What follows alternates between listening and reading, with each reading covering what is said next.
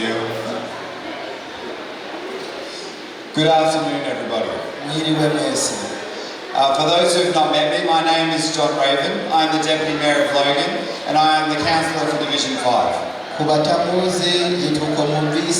Deputy Mayor of Logan atwara Division 5. Division 5 includes the suburbs of Burundian, Waterford West, Marsden and Preston.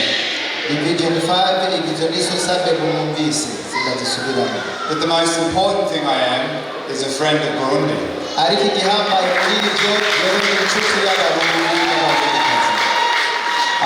Let me begin by acknowledging the traditional owners of the land on which we meet today and their elders past, present and emerging. But I'd also like to acknowledge the elders in your community, especially the pastors and the faith leaders. Thank you for all the work you do for your community and the time that you spend guiding your flock. It's greatly appreciated and your community is a credit to you.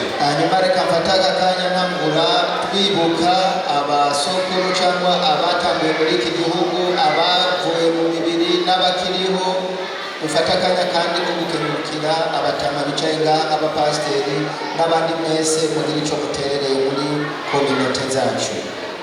Today is a very joyful day because I get to be amongst my friends, so many smiling faces, people that I've known for years, Innocent, Alex, Dazil, so many people here today that make this city a wonderful place to live.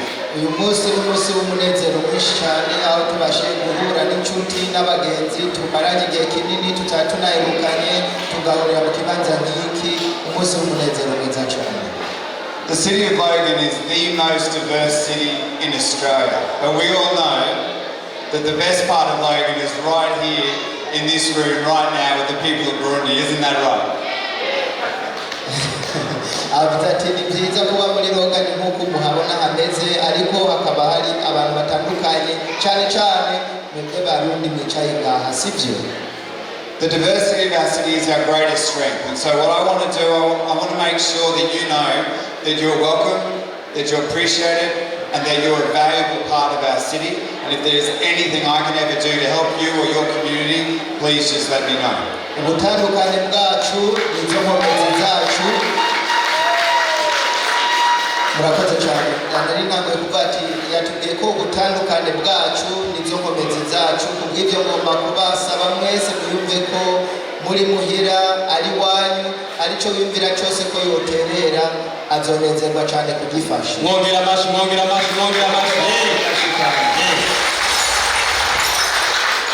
I won't take any more of your time because I want to get back to the fantastic dancing, the performances.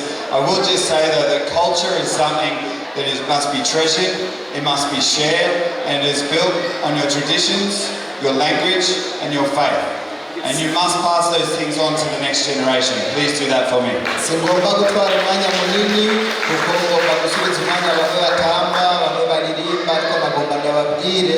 Imigenzo yacu ni ikintu cyiza cyo kurinda kubika neza kugisangira n'abandi bantu tukacereka n'urundi rungano ruzokurikira.